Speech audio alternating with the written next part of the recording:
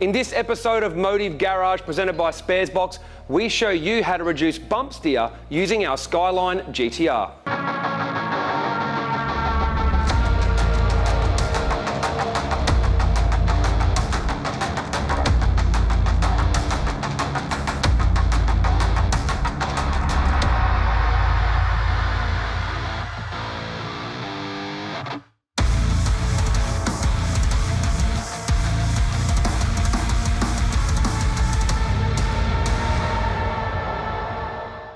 Now, I normally get out the whiteboard in our Motive Tech features, but before we go and fix the bump steer issue in our R32 Skyline GTR, I thought I'd discuss exactly what bump steer is and how it happens and how to fix it. Now, a lot of people have probably experienced bump steer and have heard the phrase, but do you really understand what's causing it and how to fix it? So the whiteboard is out so we can do that.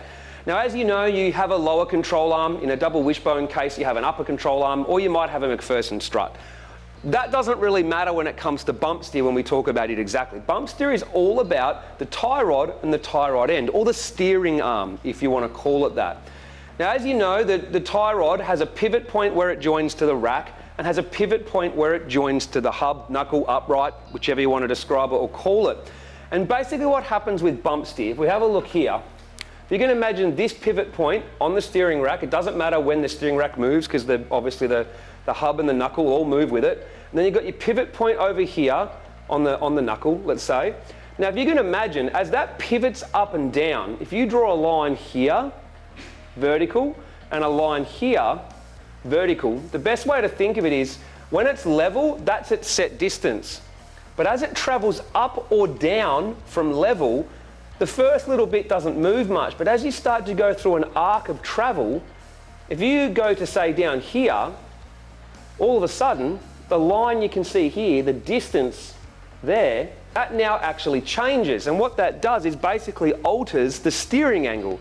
So as you go over a bump, and essentially you compress the suspension and it goes up like this, you can see it follows that arc and it changes the distance between the steering rack pivot point and the hub or the knuckle and where the tie rod joins there. So it's basically changing your alignment when you go over a bump.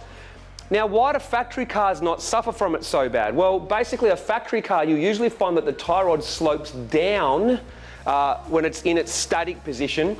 And as it goes over a bump and that gets compressed, that first little bit of movement here in that arc of travel, it doesn't really change much. So as it gets to sort of here and then to here, the distance that it actually changes is not very much, so you barely notice it. But if you have a lowered car and the arm starts facing up like this, and then it curves further, well, this change of distance here, or the change of, I guess, the wheel alignment, is more dramatic. So the more you lower your car, the worse the bump steer is. So all you stance guys out there with your cars slammed, if you've got arms that are more like this, if you follow that arc of travel, now, for every couple of millimeters that you move up and down like this, you can imagine the distance left to right, that is now massive. Look, you have a massive change in steering angle. So that's why factory cars are actually sloped down on the tie rod, is so that they can have this much travel here and only have like this much difference in wheel alignment. But if you start here and go that far, all of a sudden now you're over here, you've like halved your actual distance this way, so your steering angle has changed massively. So the lower the car, the worse this bump steer phenomenon gets. So, how do you stop it? Well, essentially what you're trying to do is, if you can imagine the car started here, you lower it to here, you lower it a bit more, well, you want the angle of the tie rod to be back down here again. And the way to do that is where you have your knuckle or your hub and upright, etc. here, where the tie rod joins, is you basically need to create further space, like this. So if you space it down, you now have this tie rod end that is here, and you can space it back down to here, or if it's here, you can space it back down. So essentially, when you see a tie rod end that has those spaces in it, that's what it's doing. It's actually increasing the size of the knuckle and moving the pivot point down. So it changes the way this arc works to reduce bump steer. Sounds complicated if you've never heard of it before, but it's actually really simple. Roll center adjusters actually work the exact same way. So why are we talking about this with our R32 GTR? Well, for a couple of reasons. Firstly, the extra weight in the front has lowered the car a little bit, so we're going to raise it 5 millimeters. But here's the other thing we did. We actually put spacers in the subframe So what we've done is, instead of moving this side up to lower it, we've actually got this bit and we've moved it down by about 7 millimeters. So if we've lowered the subframe 7 millimeters and probably lowered the car maybe 5 millimeters, that's over 10 millimeters in difference. So what we need to do is we need to get new tie rod ends that have spaces between the pivot in the tie rod end and the upright by about 10 to 15 millimeters. So our solution to that is some GK Tech tie rod ends. Obviously it screws onto the factory tie rod, so that's good. And it's got a spherical bearing in it, which is much more robust, better for motorsport, and doesn't have as much play. And then it has these spaces that you can configure however you like. So basically, if we put all those spaces together like this, we have 25 millimeters of bump steer adjustment.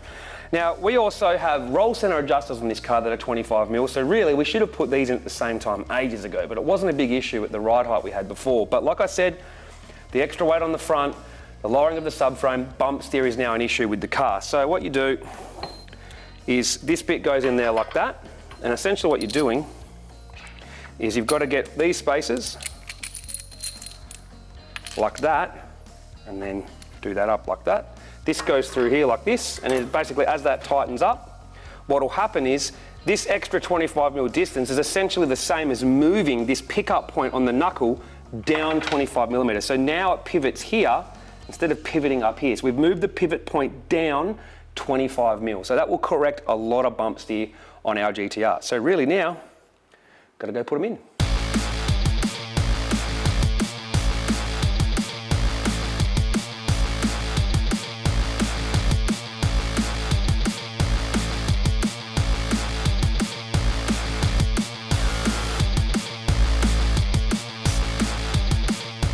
Okay, when you're raising the car, it's pretty easy. Just loosen the bottom one off a little bit. My advice, get a piece of tape or something and lock that bottom ring in place so it can't spin, because if it spins, you can't get the distance right measuring between the locking ring and the base ring. So I'm just putting some tape on it so hopefully it doesn't move much, and then that will help it stay there so I know it hasn't moved and I can get my height right. So I don't know exactly how much lower the car is in the front from the RB30, so what I decided to do was raise it the same distance as the spacer that I put in the subframe, so 7 millimeters. So 7 millimeters higher in the front, we'll lock that in, and away we go. We've got to get a wheel alignment, obviously get it fresh, but hopefully should eliminate all of our steering problems in the front end. So let me tell you a little story about GTR life. It's like modified car life, but only worse. Basically, any 2-hour job pretty much generally turns into a 2-day job. So, went to put the tie rod ends on the car, and essentially what happens, the factory tie rod bottoms out inside of it, and we can't get enough adjustment. Now, the regular thing to do is obviously trim the tie rod slightly to give you that adjustment, but never touch anything factory GTR because it's more valuable than its weight in gold. So the boys from GK Tech sent me some new tie rods, but you basically need to trim them to length. And you can see I've marked off here where they need to be trimmed. So then it'll sit inside the tie rod with enough room for adjustment to get the settings we want. Now, here's where the 2-day part comes from. While doing this and taking these out, I discovered play in the rack and a small leak. So rather than risk having a car that's going to make over 1,000 very soon that has a dodgy steering rack, we pulled the rack out, sent it off to get freshened up, rebuilt and checked over, because I think that's about the only part left in the car that I haven't had overhauled and redone in some way. So not too bad considering the age of the car, obviously 28 years old. So fresh steering rack, new tie rods, new tie rod ends. Now it's time to get all that back in the car, get it wheel aligned and see if all of our bump steer and steering issues, especially with the new single stage brand new steering pump in the car, whether everything is now resolved. Let's do it.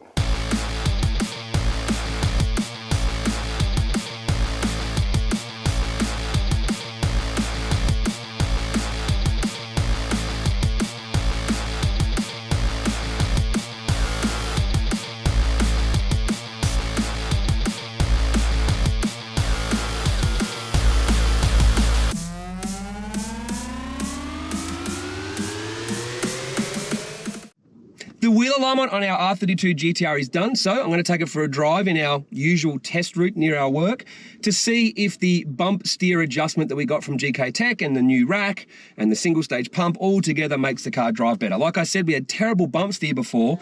I've wheel aligned it with toe in to keep it stable for drag racing and for obviously giving it hits on the street. That's more important than obviously lap times right now for this period of development. So it'll probably still have slightly heavy steering and centre back easily, but I just want to make sure the bump steer's gone and that it's nicer to drive again. Let's go.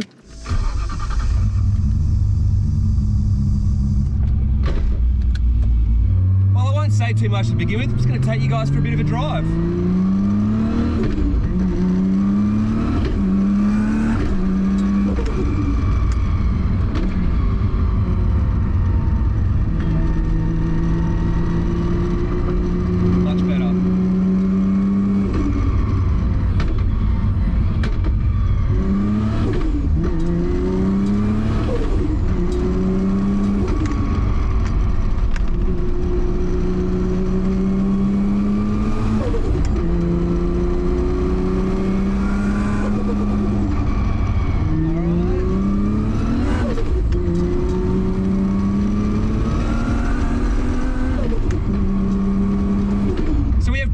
Aggressive corners around our unit that we use to test for bump steer, and it's pretty good. So let's see what it's like with some power.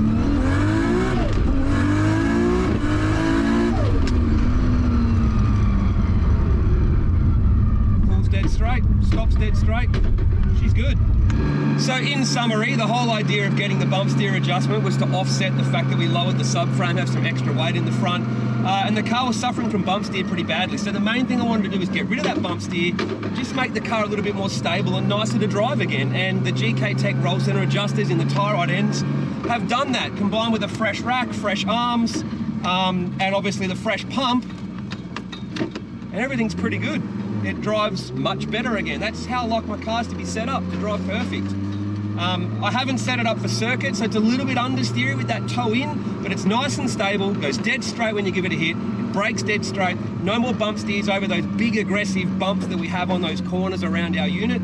They're a really good test for bump steer. They're very aggressive as you go around the corner if you hit a bump mid-corner. So yeah, job's done. Job's done.